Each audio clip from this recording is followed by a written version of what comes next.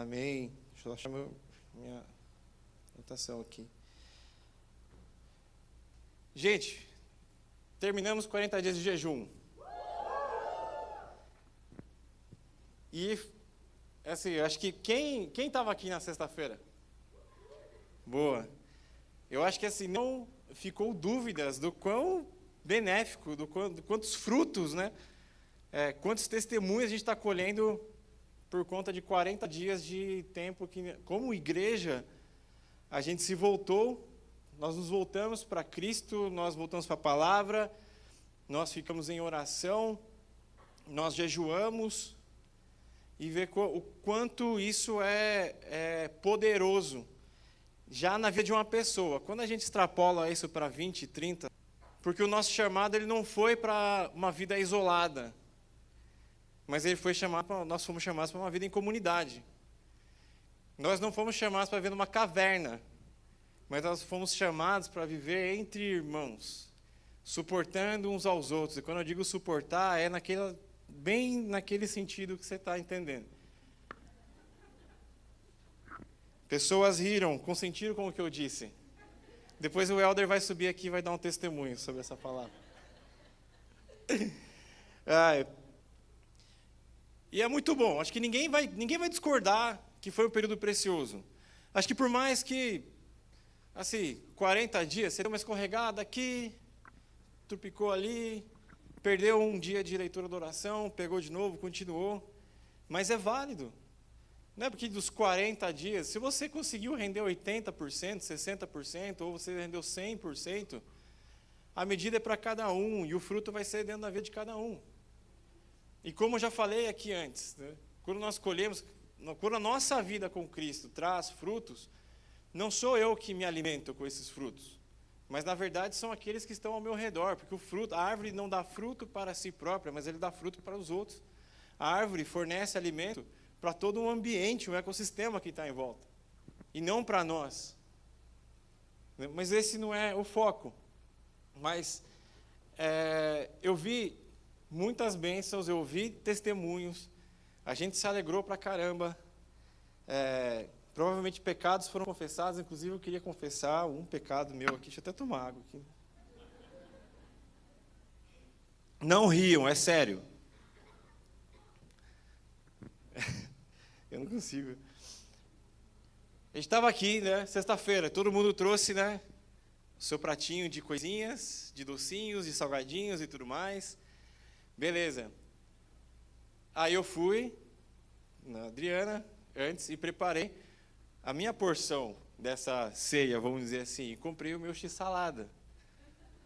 Para quem não sabe, eu tenho um ritual semanal do x-salada, que às vezes acontece até 2 vezes por semana. Eu preciso do meu x-saladinho para manter bem as coisas aqui na cabeça e tal. Mas eu estava privado disso. Aí eu fui e comprei meu x-salada. Cheguei aqui, guardei lá no cofre. Vocês não podem guardar lá, mas eu sou pastor, eu posso. Olha lá, gente. É piada, tá, gente? Tem gente que pode chegar e falar, coisa assim, mas entenda, tá bom? Obrigado, viu, gente? Começou aquela comunhão, né? Todo mundo comendo e tal. Eu fui lá pro cofre, abri a sacolinha, abri. Sabe quando você abre o pacotinho assim, vê até um brilho no seu rosto assim? Um coral angelical cantando ao seu redor. Aí eu falei assim, eu vou pegar, a hora que eu olho pro pessoal, eu vou lá. E aí vem o pecado. Se eu for lá, talvez eu tenha que dividir.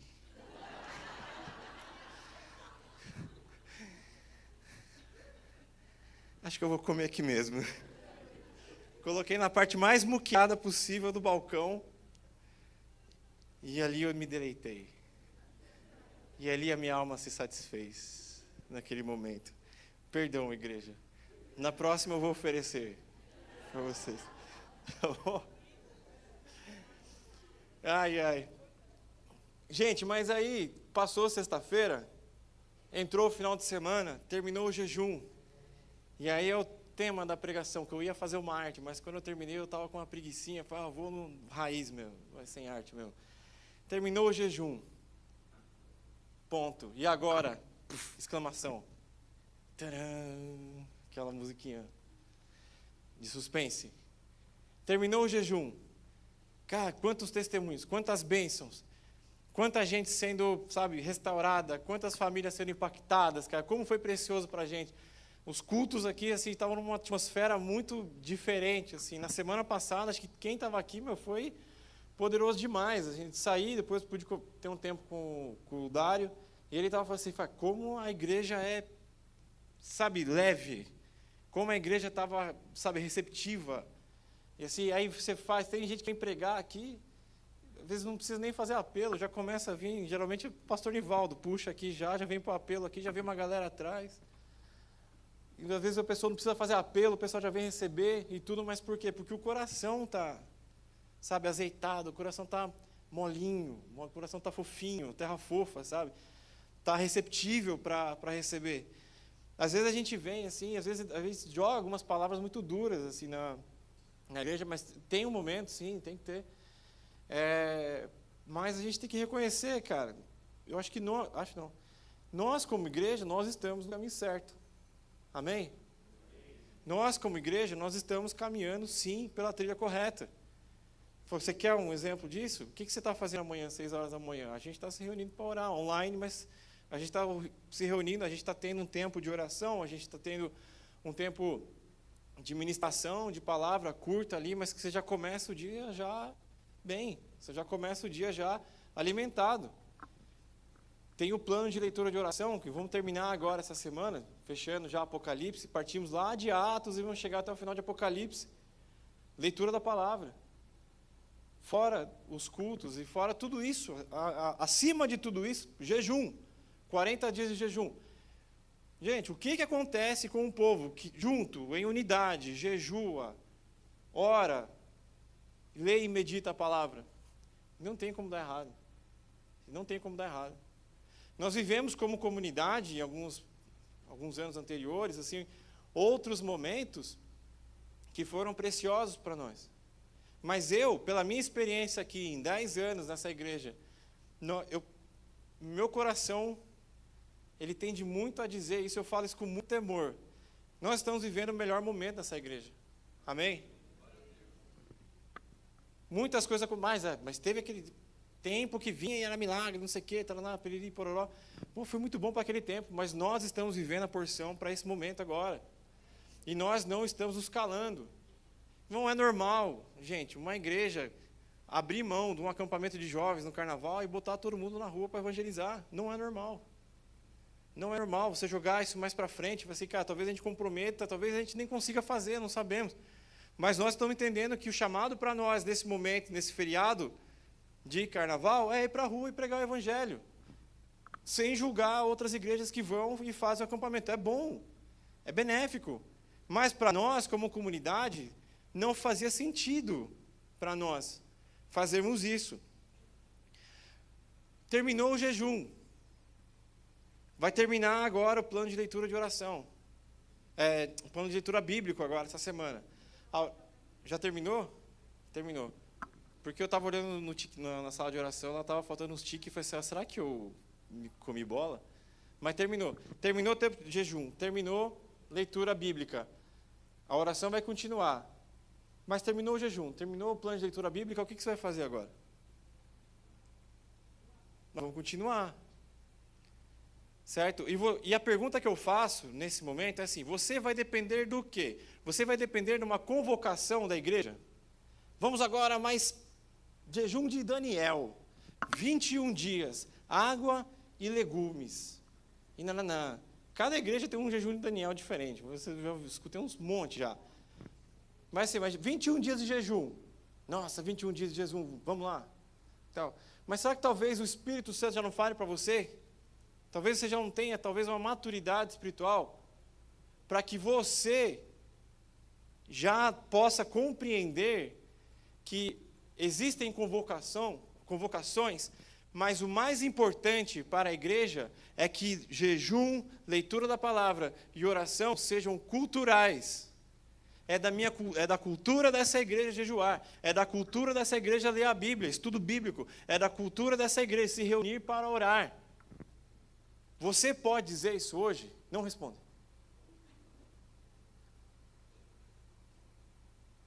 Mas você talvez, você parou para imaginar? Você parou para planejar o que você vai fazer agora?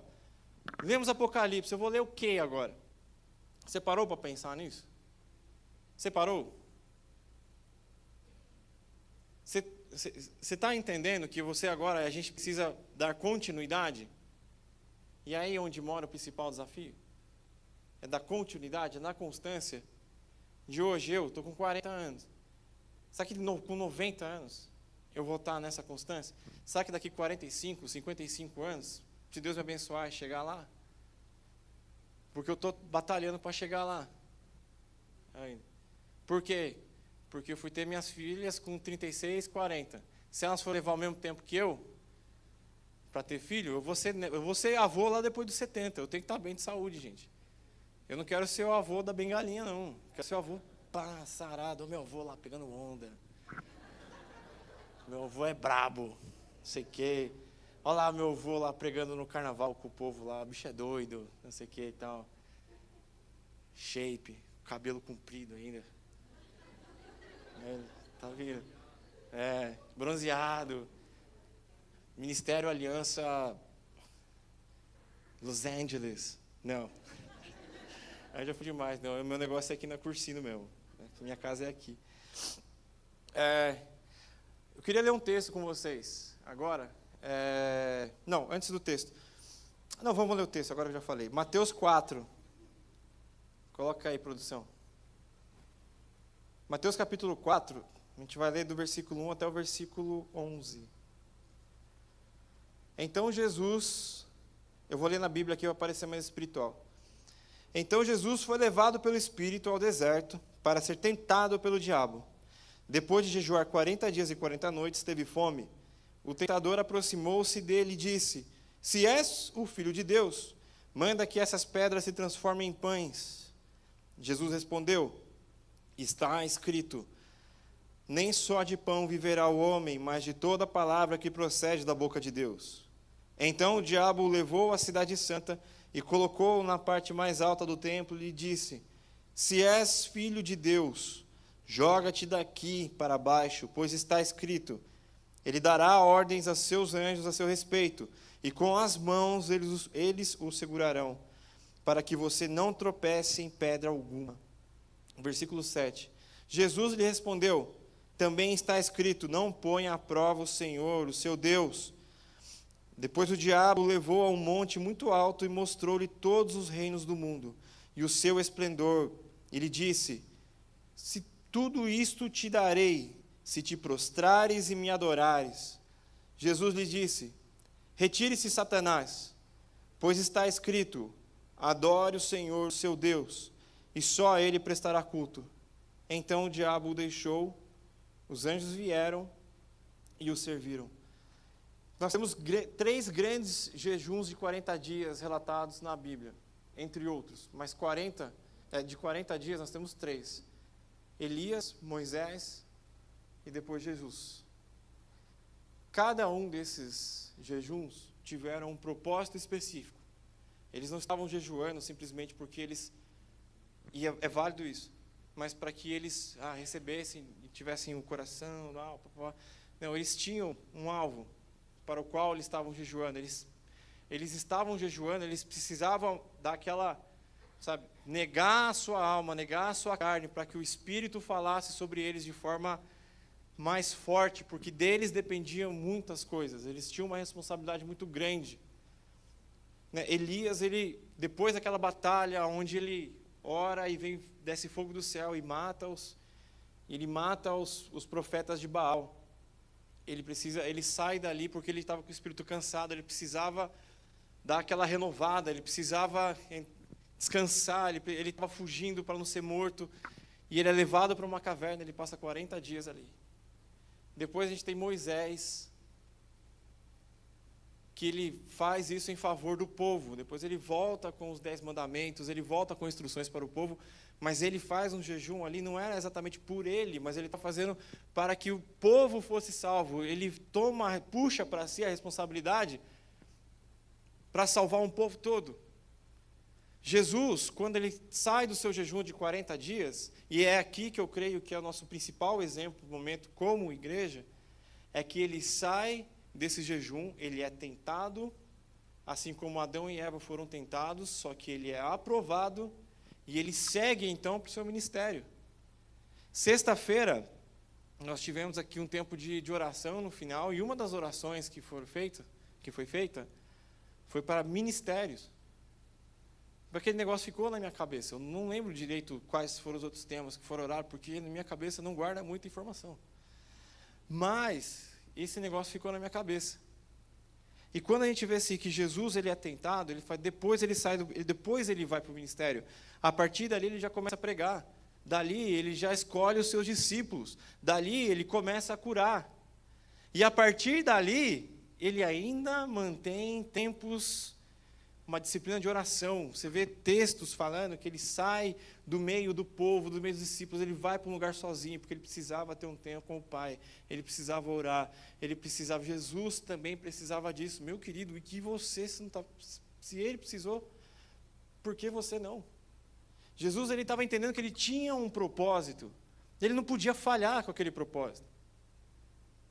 Quando ele está falando aqui, que ele foi, nós estamos dizendo que ele foi tentado, é onde uma nova oportunidade vem para que o povo se conectasse com o Pai.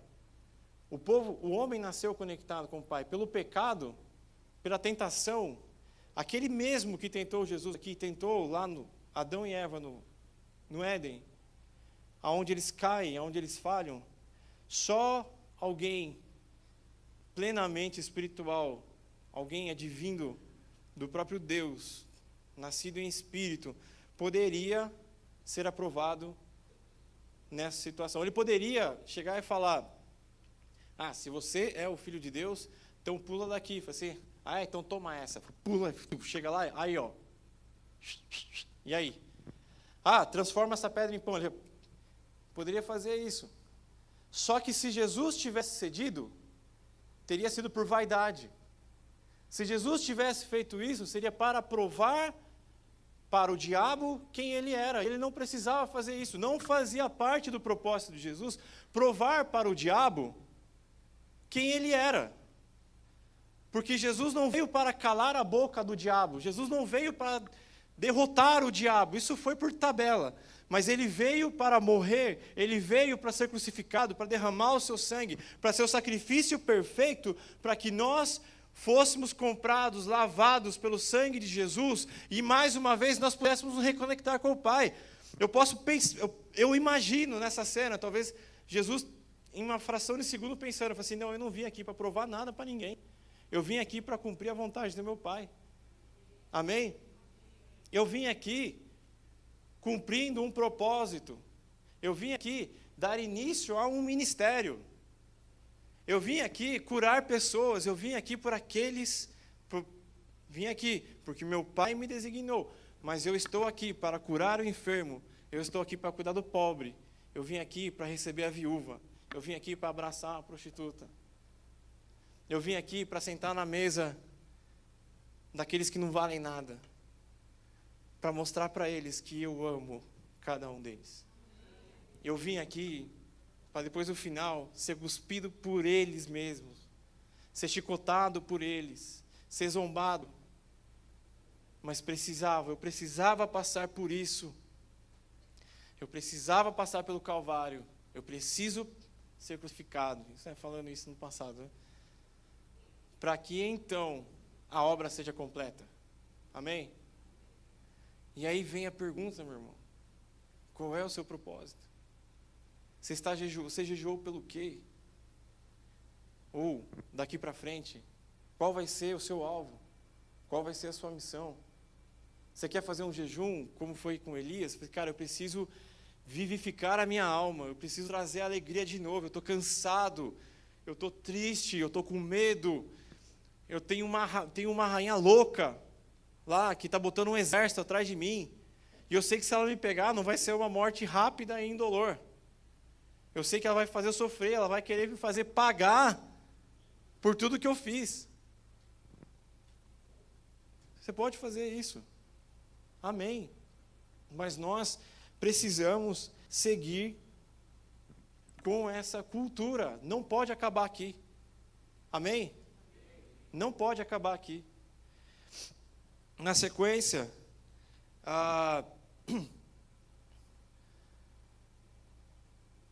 uma coisa que eu ouvi, tá, gente? E isso estava na minha cabeça também, mas quando eu escutei, eu pesquei. E tem uma coisa que é muito importante a gente entender sobre o jejum e sobre esse período de jejum, para que vocês não caiam em engano daqui para frente, tá? A batalha não foi o jejum. A batalha de Jesus não foi o jejum. Jesus não foi tentado durante o jejum, mas o diabo procurou tentar ele no final. O jejum não é a batalha em si, porque às vezes você conversa com aqueles que você tem um pouco mais de proximidade, e tem gente que já chega e fala também, e conta e tudo. Ai, como está difícil o meu jejum. Ai, meu Deus do céu, ficar sem Coca-Cola. Ai, meu Deus do céu, ficar sem tomar café. Meu Deus do céu, fiquei sem janta. Ai, fiquei sem brigadeiro. E tudo. E vai. A lista é longa. A lista vai longe. Só que, assim, parece que o foco, assim, que assim, onde eu estou embanhando a minha espada e vou lutar contra a minha carne e tudo. Assim, mas, meu querido, a batalha não está aí, não. Aí você está sendo treinado. Durante o jejum, você está sendo ensinado. Durante o jejum, Deus está revelando coisas para você que vai te servir lá na frente. Durante o seu jejum, você está sendo fortificado. A sua alma está sendo levantada numa linha correta.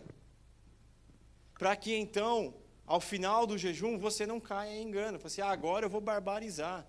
Eu vou para um rodízio de pizza e eu vou comer o que eu aguento e o que eu não aguento. E se deixar, eu volto amanhã ainda, porque já que eu economizei com comida já nesse período de jejum, eu estou uma reserva aqui que eu vou gastar. Hoje eu vou na churrascaria, amanhã eu vou na pizza, depois eu vou no açaí, e aí eu falei assim, cara, acabou tudo, perdeu tudo. Nós podemos buscar Deus no período de jejum, sim, para decisões, como por exemplo, aqui eu vou ler Esdras 8, 21 a 23. Então apregoei ali um jejum, junto ao rio Avava, para nos humilharmos perante o nosso Deus, para lhe pedirmos jornada feliz para nós, para nossos filhos e para tudo que era nosso. Porque tive vergonha de pedir ao rei exército e cavaleiros para nos defenderem do inimigo no caminho, porquanto já lhe havíamos dito, a boa mão do nosso Deus é sobre todos os que buscam, para o bem deles, mas a sua força e a sua ira contra todos os que o abandonam. Nós, pois, jejuamos e pedimos isso ao nosso Deus, e Ele nos atendeu. Amém? Cara, isso aqui é coisa maravilhosa. Isso aqui, depois de um tempo, foi o que calou minha boca, porque você ficava...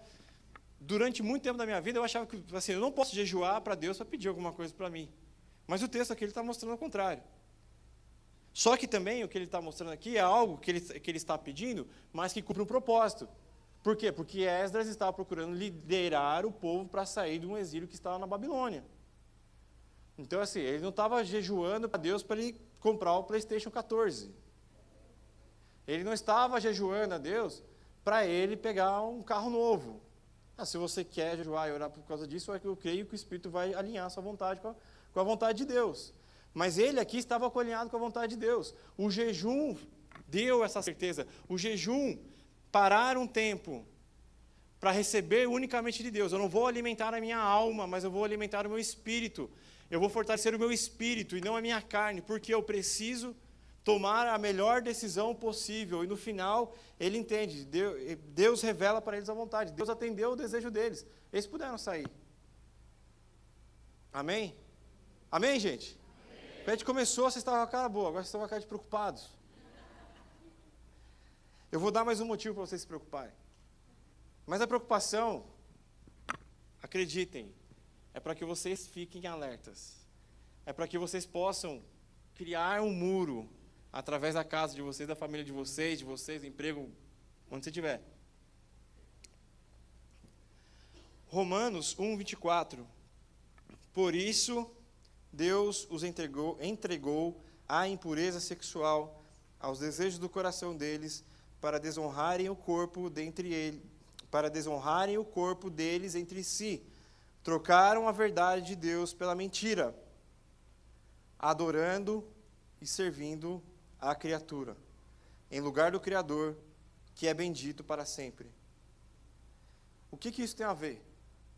O que isso tem a ver com a gente agora? É justamente aqui onde o nosso pé não pode chegar. E é aqui, para mim, assim, é o principal ponto de exortação nessa palavra, nessa pregação de hoje. Você pode esquecer tudo que eu falar para você, mas guarde esse versículo, guarde essa passagem. Porque 40 dias se consagrando, assim, não vai resolver sua vida. Não vai. Uma cultura de jejuar, orar e meditar na palavra, sim, ok. Mas você achar que esses 40 dias agora vão te direcionar e você vai viver o resto da sua vida agora pleno, feliz e saltitante, sinto te informar. Ou talvez você sim siga dessa forma. Mas é aí onde mora o perigo. Porque você vê aqui onde fala no texto em Romanos, de um povo que está rejeitando a palavra de Deus, de um povo que está rejeitando a consagração, um povo que não está jejuando, um povo que não está lendo, um povo que está a fim de fazer aquilo que ele quer. Talvez sejam crentes que não queriam ser crentes, mas que talvez para mostrar para os outros, precisava criar uma imagem para ser aprovado em alguns lugares. Talvez para ser aprovado em casa, para ser aprovado no trabalho, porque o chefe é crente, então eu vou ser crente também para ganhar uma moral. Talvez seja para que você seja bem visto aqui dentro da igreja. Não sei, mas eu espero que você não se encaixe aqui. O ponto é, cara, não existe nada que colabore mais com o plano do capeta, do inferno, para acabar com a sua vida, do que você satisfazer todos os seus desejos. Não existe nada mais perigoso para o crente do que resolver todos os seus sonhos. Não existe nada mais perigoso para o crente do que ter todas as suas orações, sim, respondidas. Não existe nada mais perigoso para o crente do que viver vitória, vitória, vitória, vitória, vitória, vitória, vitória, como se não existissem dias difíceis. Isso não existe. Isso não existe. E é aí onde a nossa igreja, que prega a palavra de Deus, se difere de algumas outras. Que fala que se você ofertar, você vai vencer, vencer, vencer, vencer e vencer. E se você tiver em dia difícil, é porque você talvez tenha, a oferta não foi boa o suficiente. Ou você está errando alguma coisa. E esquece que nós estamos debaixo de uma vontade divina, de um Deus que continuamente está trabalhando em nós, nos transformando, e que dias difíceis fazem parte do crescimento. Dias difíceis fazem parte da moldagem de caráter para onde Deus quer levar você, porque se você crê que você tem um propósito e um ministério, você precisa ser continuamente aperfeiçoado. Achar que você vai viver de glória em glória, meu querido, velho. Meu querido, eu vou ler de novo. Por isso Deus entregou a sua impureza sexual. Chega aqui um ponto que Deus fala assim, tá bom, vocês não querem? Vivam como vocês quiserem. Nós temos liberdade para fazer isso. Nós podemos viver da forma que nós queremos. É simples. É uma decisão sua. Mas se você está aqui, talvez esse não seja o principal foco seu.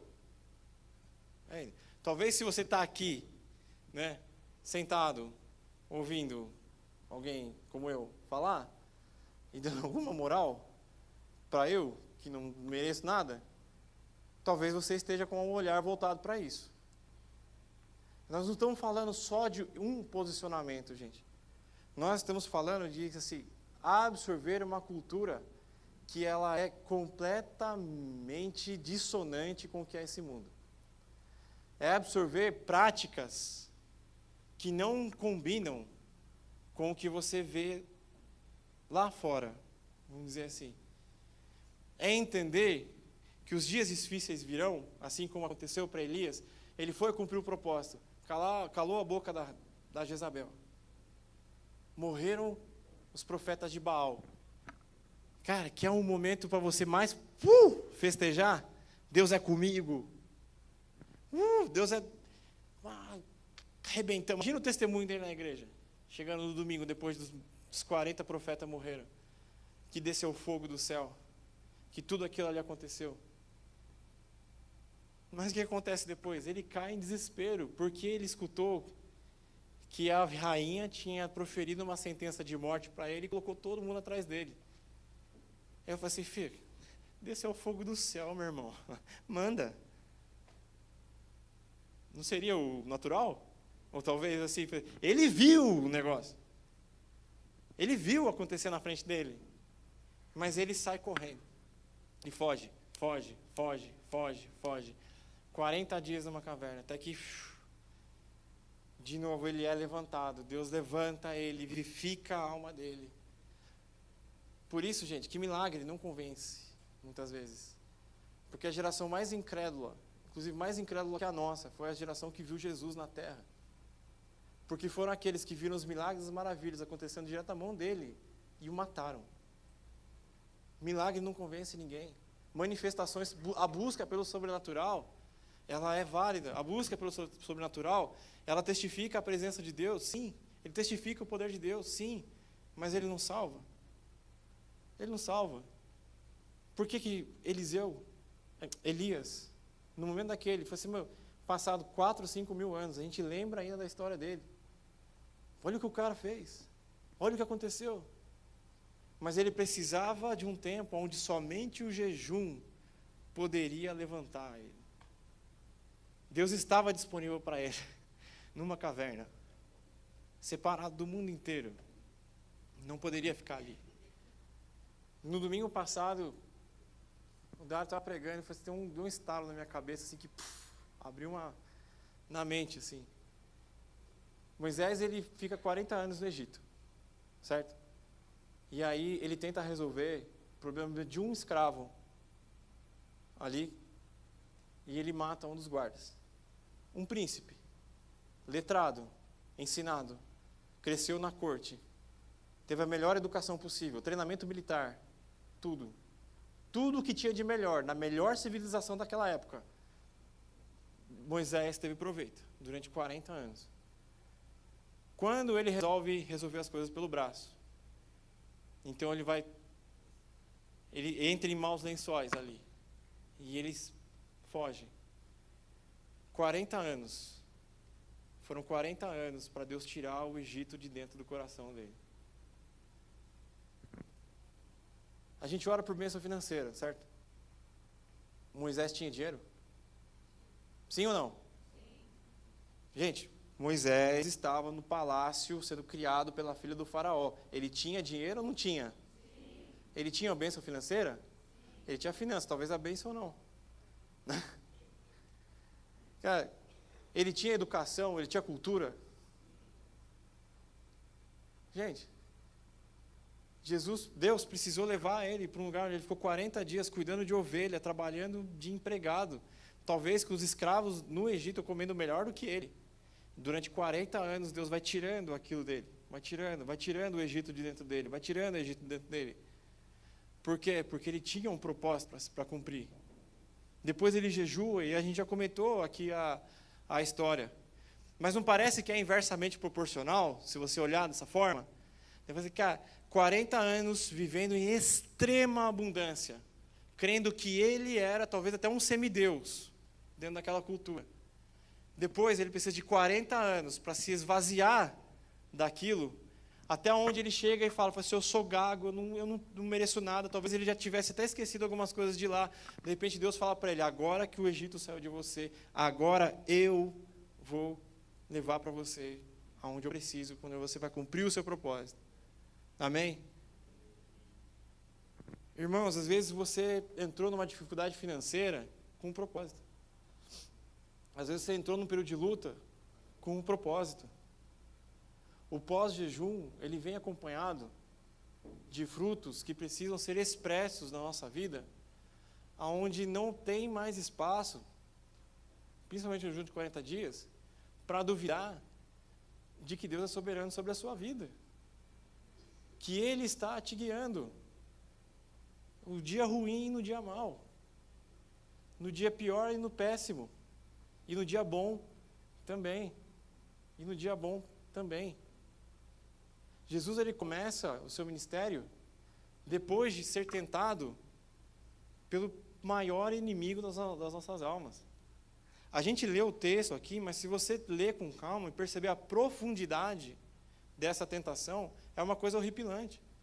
Eu duvido que qualquer um de nós aqui poderia passar, talvez, por essa prova que ele passou. Nesse momento, levanta o Messias. Nesse momento, é poético, tá, gente? Desculpa. Nesse momento, Jesus vira o Cristo. Nesse momento, o carpinteiro, ele se torna o Messias. Nesse momento, ele passou pela prova.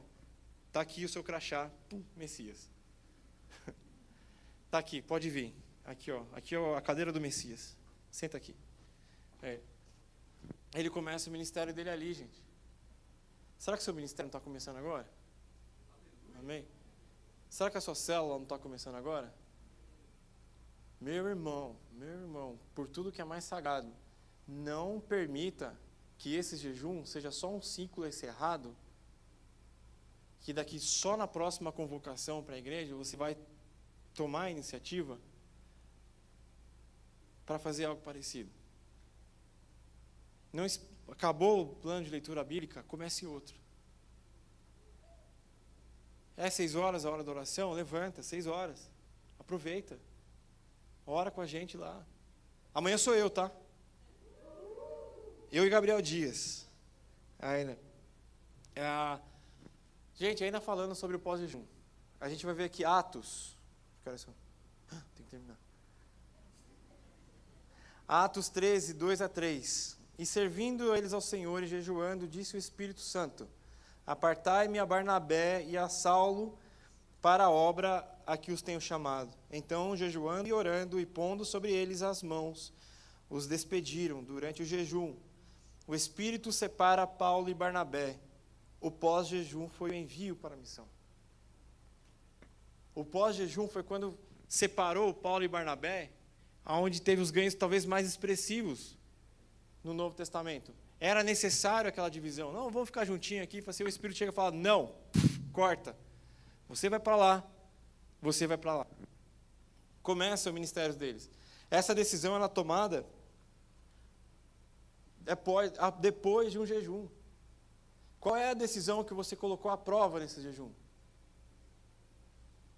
Dá tempo. Dá tempo. Eu falei assim: Deus, qual é a pergunta, qual é a grande questão na sua vida que você quer perguntar para Deus hoje? E ore para que o Espírito revele para você. Se tem um momento, é agora. Não espere daqui uma semana, talvez a gente esfria. Mas o que a gente está falando aqui assim, é proteger essa bênção, é proteger esse novo nível de fé, aonde você foi conduzido, a esse novo nível de conhecimento bíblico, aonde esse novo nível de revelação que foi dada para você, seja preservado e você guarde aquilo ali, como quem guarda um tesouro. Ninguém mexe aqui. Para mim, assim, é como se eu guardasse a minha família. Ninguém mexe com a minha família. É eu proteger com a mesma forma. Ninguém mexe aqui, porque se Deus continuar se revelando a mim, se eu continuar lendo a palavra, se eu continuar sendo abençoado pelos períodos de jejum, se eu Deus continuar falando comigo, o Espírito revelando para mim, isso vai reverberar para minha família, isso vai reverberar para minhas amizades, meu trabalho, para minha igreja. Amém? O fruto não é para você, irmão. O fruto é para os outros. Amém? A igreja, às vezes, confunde algumas coisas. E eu já vi aqui isso acontecendo. Isso tem que acabar. É onde as pessoas, os crentes estão buscando dons. E eu vou para o seminário do dom da revelação. Eu vou para o curso do dom da cura, sala de cura. Amém? Amém? Ótimo. Ok, quem foi? Maravilha. Não estou criticando. Mas, assim, você vê muito no vocabulário, assim, dom. Será que você não quer ser visto pelo dom que você tem? Será que você não quer ser visto como o homem da revelação, o profeta da revelação? Será que você não quer ser visto como o evangelista que vai lá e bota isso na rede social para fazer isso parecer, e não sei o quê, e envelopa de um jeito que as pessoas vão te admirar e não prestar direito atenção na obra que Cristo está realizando através da sua vida? Será que você não quer orar para as pessoas serem curadas, e você às vezes tem medo de orar para uma pessoa ser curada diante da igreja, e talvez a pessoa não ser curada e você passar vergonha? Será que sua cabeça não viaja por aí? Será que você não passeia por esse jardim da tentação? As tentações que o diabo joga na nossa vida não são tão explícitas quanto foi com Jesus. Porque ele é ardiloso, ele é estrategista, ele sabe aonde te pegar. Ele sabe aonde seu orgulho fala. Ele sabe onde a sua vaidade grita. Será que ele fala assim, ó, ora aí, ora na frente de todo mundo, levanta a mão, faz bem espiritual, para os outros verem que você é espiritual. Ora alto, não ora baixo não, ora em línguas. Faz parecer para os outros que você é bom, faz parecer para os outros que você é espiritual. E as pessoas vão olhar para você e vão pedir para você orar por elas. Então, você acha que isso não acontece, gente? Você acha que não, você não, né? Só eu. Só o narigudo aqui, ainda. Mas, gente, isso é tão real quanto eu aqui na frente de vocês. Quando o nosso coração está alinhado, quando a nossa alma é ajustada no jejum, quando a nossa alma é ajustada pela palavra de Deus, a nossa motivação é glorificar a Cristo. Pouco importa quem está com o microfone, pouco importa quem está orando por cura, pouco importa que chegou uma pessoa nova e foi para o discipulado do Joãozinho e não foi para o Pedrinho. Tanto faz. Cristo está sendo glorificado, amém. Estamos no caminho certo. A minha vida glorifica Jesus, amém. Estou no caminho certo. Eu sei que se eu for abençoado, se eu estiver no caminho de Cristo, muito fácil eu colocar as minhas filhas no caminho de Jesus. É quase que orgânico. Gente, aquele vídeo que eu passei em cima da hora, de uma forma muito displicente, e eu sei que eu vou tomar bronca depois. Dá para passar? Eu não ia passar isso, gente, mas eu percebi esses dias atrás que o exemplo grita. E eu não quero, assim, é porque o exemplo é na minha casa. Mas eu não quero que vocês olhem para isso e falem assim, ai, tá vendo? Falou que não sei o quê. Mas assim, a gente não tinha muita pretensão de ensinar, nesse momento, algumas coisas para Cacau. Quem conhece a Cacau? Tchauzinho. Cacau é minha filha, mais velha, 4 anos. E aí, assim, acho que ela percebe, vê a gente em casa e vê a gente na igreja. Mas eu vou colocar o vídeo, depois eu explico o contexto. Põe o vídeo aí, gente. Eu vou aproveitar para beber água.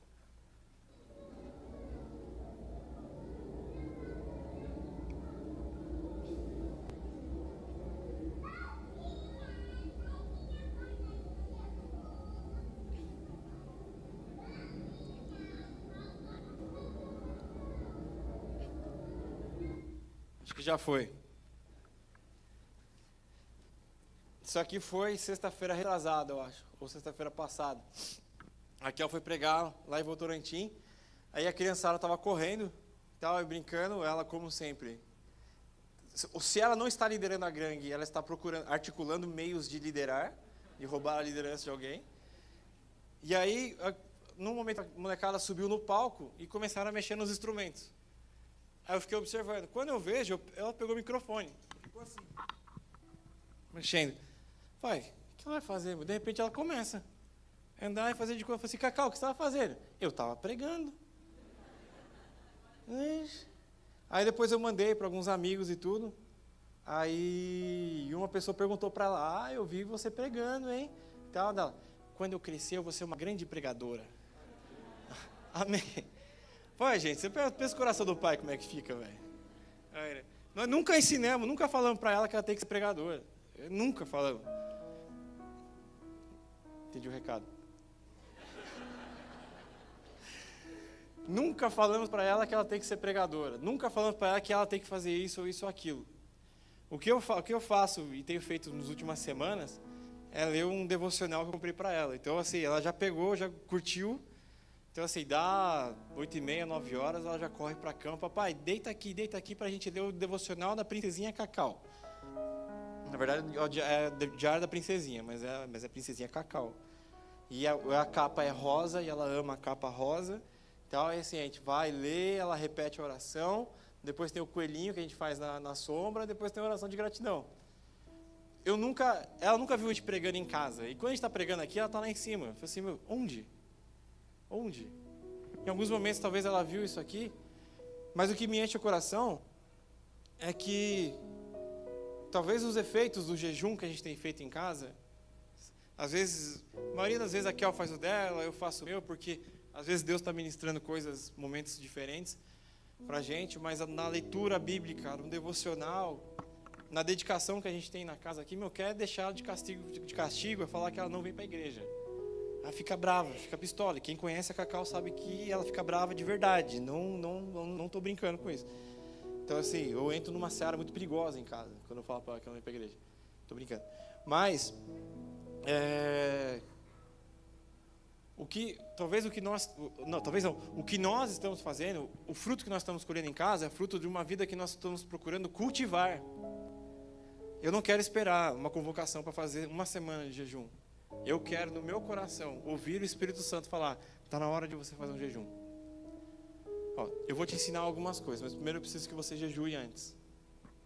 Você vai passar por um período assim, esse assado. Jejue, para que você possa suportar aqueles dias. Jejue. E depois que eu sair do deserto, eu vou querer jejuar de novo, porque eu quero mais. Gente, pensa num negócio que me deixa mais empilhado em casa, e que me deixa mais...